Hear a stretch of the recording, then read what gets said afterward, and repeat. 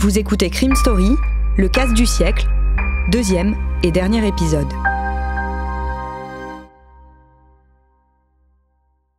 Le lundi 18 juillet 1976, des employés de la Société Générale de Nice découvrent à l'ouverture de la banque que la salle des coffres a été cambriolée pendant le week-end. L'opération spectaculaire a été rendue possible par un tunnel de 8 mètres de long, creusé depuis les égouts par les malfrats pendant au moins un mois. Alors que la police arrête des hommes en possession d'une partie du butin, il les renvoie vers un certain Albert Spaggiari. Albert Spaggiari est loin d'être le coupable idéal. Né le 14 décembre 1932 dans les Hautes-Alpes, il est scolarisé à Hyères, où ses camarades le surnomment le Petit Spaghetti, en référence à ses origines italiennes. En 1950, à 17 ans, il part combattre en Indochine chez des parachutistes. Là-bas, 3 ans plus tard, il se fait attraper pour un vol. Avec l'aide d'un complice, il a réussi à se faire remettre la caisse d'une maison close à Hanoï. Le mardi 17 août 1954, il est condamné à 5 ans de travaux forcés et 20 ans d'interdiction de mettre les pieds en Indochine. 3 mois plus tard, en novembre, Albert Spaggiari est rapatrié en France et directement envoyé à la prison des Baumettes à Marseille. Il vit très mal cette condamnation. Depuis sa cellule, il nourrit un fort sentiment d'injustice, mais en profite aussi pour suivre une formation en chaudronnerie et en soudure. En janvier 1957, il est libéré. De retour à Hyères, Albert Spaggiari rencontre une infirmière prénommée Audi. Il tombe amoureux et se marie en janvier 1959. Spaggiari est proche de l'extrême droite française. C'était un compagnon de Jean-Marie Le Pen à la Légion étrangère quand il était en Indochine. Et à son retour en France, il intègre l'OAS, l'Organisation Armée Secrète, une organisation terroriste clandestine partisane de l'Algérie française. L'OAS mène des actions violentes, des attentats et des assassinats ciblés. Et c'est en tant que membre de cette organisation qu'il est arrêté le 27 février 1962 à Villefranche-sur-Mer dans les Alpes-Maritimes. Il est employé dans une imprimerie clandestine de tracts pour l'OAS. Et il repasse par la case prison. En 1968, Albert Spaggiari se range. Il retrouve sa femme, Audi, qui a ouvert une officine d'infirmière dans le centre-ville de Nice. Féru de photographie, il décide d'en faire sa nouvelle profession et ouvre un petit studio, juste à côté du cabinet de sa femme, au 56 boulevard René Cassin, à Nice. Dès lors, Albert Spaggiari vit des événements qui l'immortalisent. Des baptêmes, des mariages, des bar mitzvahs, des commémorations officielles. Il vend ses services à des particuliers, mais aussi à des entreprises, des associations et à la mairie de Nice.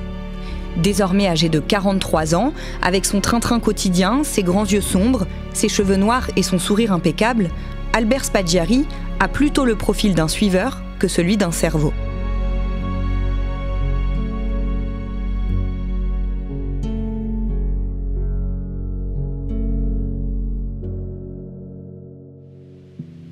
Damien Delceni, les enquêteurs veulent interpeller Albert Spaggiari. Oui, à la suite des déclarations des 2 revendeurs de lingots, ils ont un nom, celui Spaggiari, donc ils vont chercher à l'interpeller. Simplement, c'est impossible pour une raison qui est assez surprenante, c'est qu'au moment où ils se décident à aller l'arrêter, il est en déplacement officiel au Japon, et pas avec n'importe qui, avec le maire de la ville, le maire de Nice de l'époque, Jacques Médecin.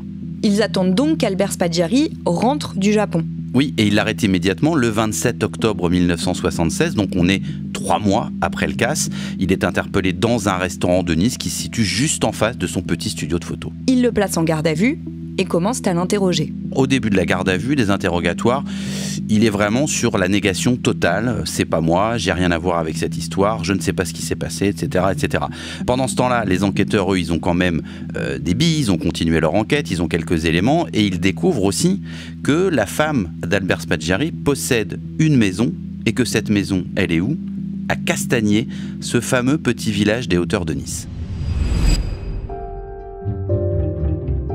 Audi, la femme d'Albert Spaggiari, est donc la propriétaire des Oies Sauvages, la maison dans laquelle la police avait retrouvé quelques jours après le cambriolage de la Société Générale du matériel qui avait servi au casse.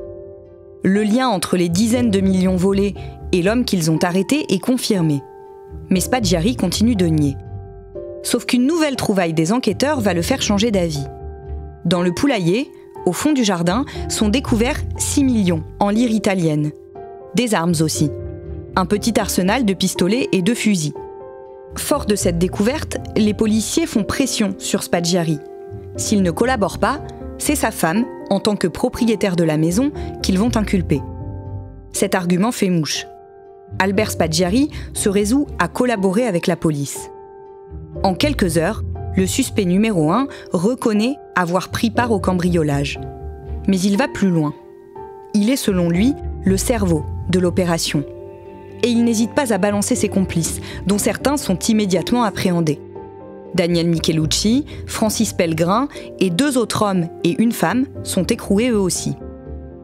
Le dimanche 31 octobre, 4 jours après son arrestation, Albert Spaggiari est transporté dans la salle des coffres de la banque pour une première reconstitution. « Oui, c'est moi », explique le principal intéressé. « J'ai tout préparé. J'y ai pensé pendant 2 ans, et puis je me suis décidé. » Spaggiari n'a aucune relation dans le banditisme, alors il s'est adressé spontanément à un homme du milieu pour mettre son projet à exécution. Celui-ci a soigneusement choisi les membres du gang pour cette opération qui a duré plus de 48 heures. « J'avais loué un coffre à la Société Générale il y a 2 ans, poursuit Spaggiari. J'ai pu, à plusieurs reprises, prendre des photos de la salle et observer les allées et venues du personnel. Un jour, j'ai appris qu'il n'y avait aucun système d'alarme. C'est ce qui m'a décidé à agir. Pour s'en assurer, Albert Spaggiari a même déposé dans son coffre un gros réveil matin qu'il a fait sonner à plusieurs reprises pour tester d'éventuelles alarmes sismiques ou acoustiques. Constatant que la salle n'était protégée par aucun dispositif de ce type, il a pu commencer à recruter. 2 mois avant la date prévue du casse, l'équipe était constituée. Les membres du gang sont alors régulièrement descendus dans les égouts dont ils s'étaient procuré les plans. C'est ainsi que les 2 tonnes de matériel qui leur ont été nécessaires ont été acheminées par les souterrains et que le tunnel permettant d'accéder à la salle des coffres a pu être patiemment creusé, étayé, éclairé, aéré.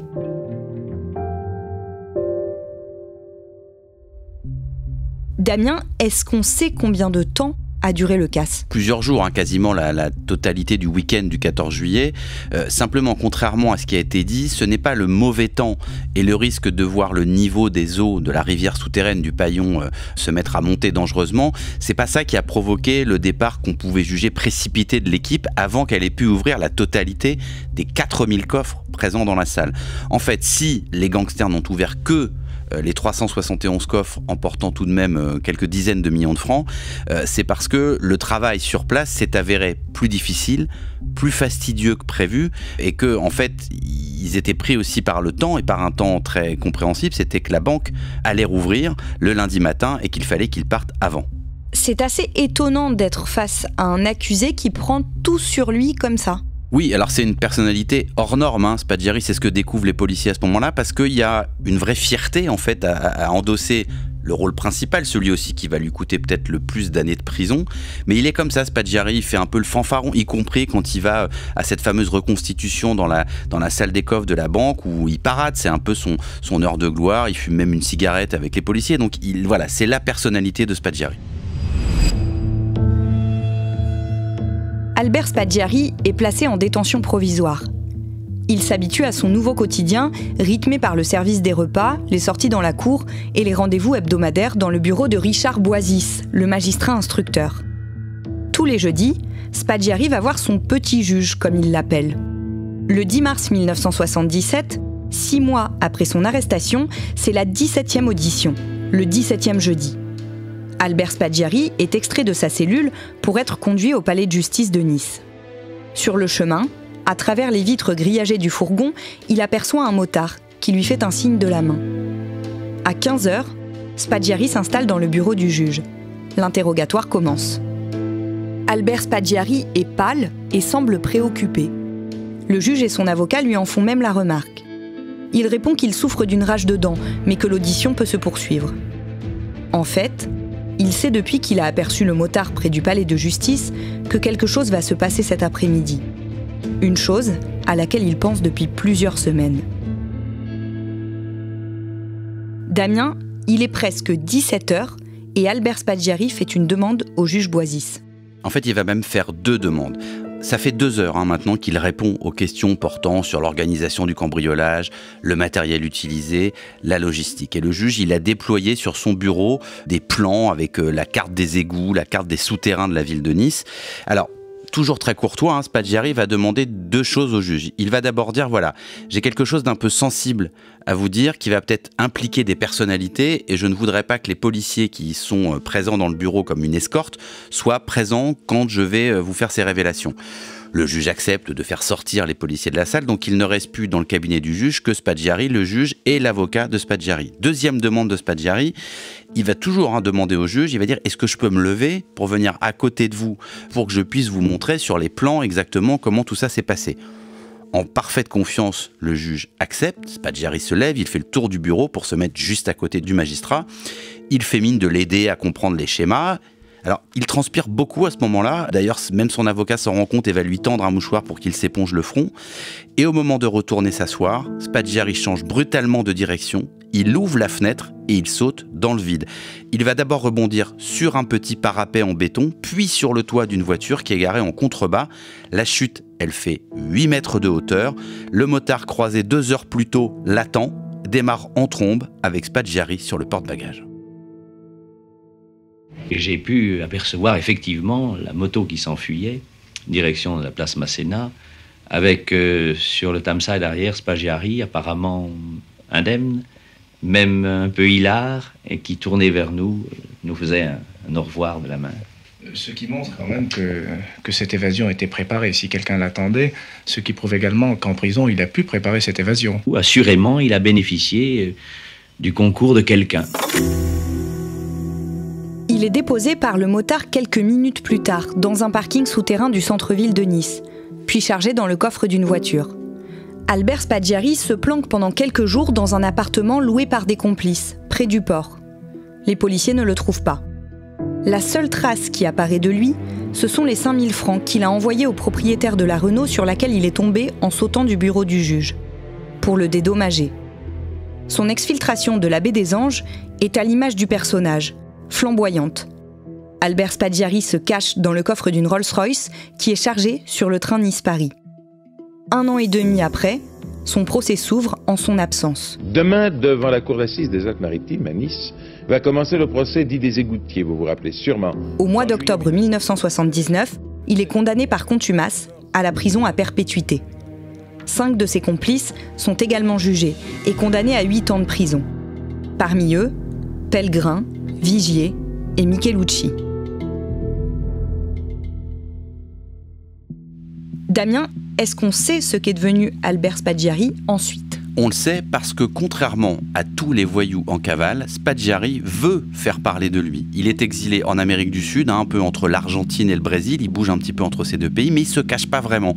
En 1978, il va d'ailleurs publier un livre qui s'appelle « Les égouts du paradis » dans lequel il se raconte lui et évidemment où il raconte son casse dont il est le cerveau, en tout cas c'est comme ça qu'il se présente. Et il va donner aussi quelques interviews, notamment à Paris Match, où il apparaît grimé, presque déguisé d'ailleurs, mais son plus gros coup médiatique, c'est l'interview télévisée qu'il accorde en 1983 à Bernard Pivot, le présentateur d'Apostrophe. Alors Apostrophe, à l'époque, c'est la plus grosse émission littéraire et culturelle française. Et encore une fois, il s'agit surtout pour Spaggiari de ne pas tomber dans l'oubli. Quel est votre nom? Albert Spaggiari, officiellement. C'est vraiment vous? Oui. Profession? Selon mon identité du moment. J'en change chaque fois que je viens en Europe. Autrement dit, sur votre passeport, sur vos passeports, qui évidemment sont tous bidons. Soit commerçant, soit écrivain. Soit écrivain, déjà. Oui, c'est très passe-partout, écrivain. Ah bon, c'est bien vu dans les douanes. Je suis bien habillé, je ne cherche pas de problème où je vais. Enfin, votre première profession, par laquelle vous êtes devenu célèbre, c'est voleur. C'est voleur. Ce que j'écris, je le revis. Mais pourquoi écrivez-vous? J'aime. Je trouve pas de meilleure façon de passer mon existence. Mais c'est peut-être pour vous justifier aussi. Me justifier, non, j'ai pas besoin de me justifier. Ses finances sont inversement proportionnelles à son culot. Fauché, malade, atteint d'un cancer de la gorge, il veut revenir en France pour y mourir. Il n'y parviendra pas. Albert Spaggiari s'éteint le vendredi 9 juin 1989, à 56 ans, après 12 ans de cavale, dans une ferme à Belluno, en Italie. Sa nouvelle compagne, Emilia, remonte son corps en France en camping-car, sans éveiller les soupçons des douanes. Elle dépose la dépouille de Spaggiari à Hyères, chez sa mère, le 15 juin. C'est le dernier tour de passe-passe d'Albert Spaggiari.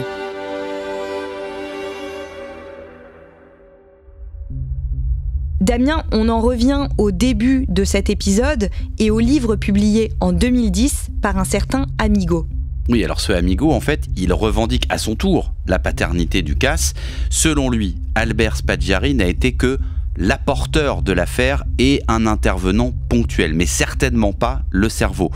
Amigo se présente comme quelqu'un qui faisait partie du clan des Marseillais, et en gros il dit c'est le milieu marseillais qui a mené ce casse.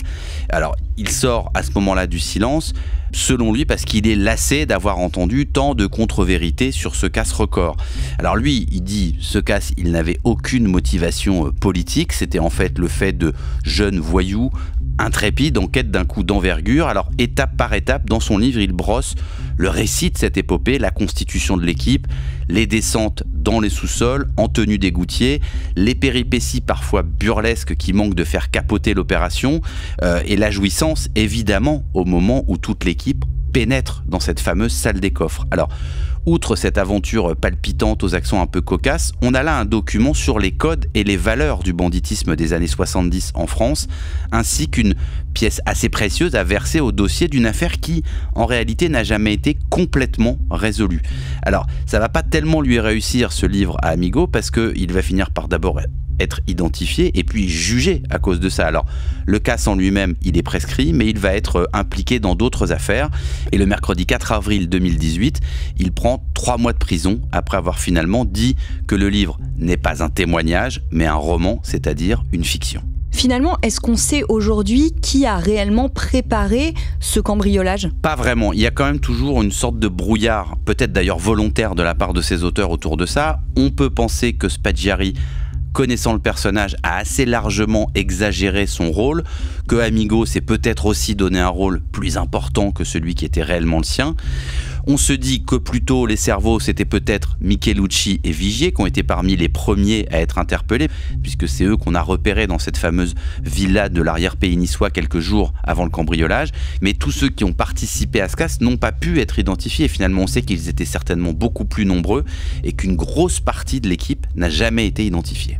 En réalité, Spaggiari, ça a été un peu l'idiot utile de cette affaire. Il a attiré les caméras, il a attiré la police, il a attiré un peu tout le monde, et toute la lumière s'est mise sur lui et a permis à d'autres, peut-être des commanditaires, peut-être des cerveaux, peut-être des exécutants, de rester dans l'ombre et de ne jamais être identifiés.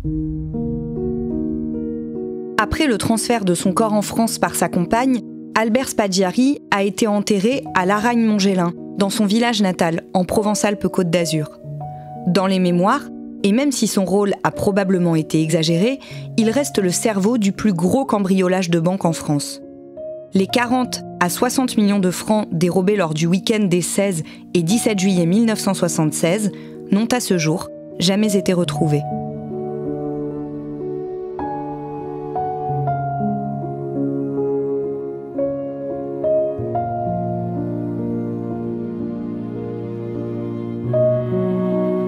Vous venez d'écouter Crime Story, le podcast fait divers du Parisien.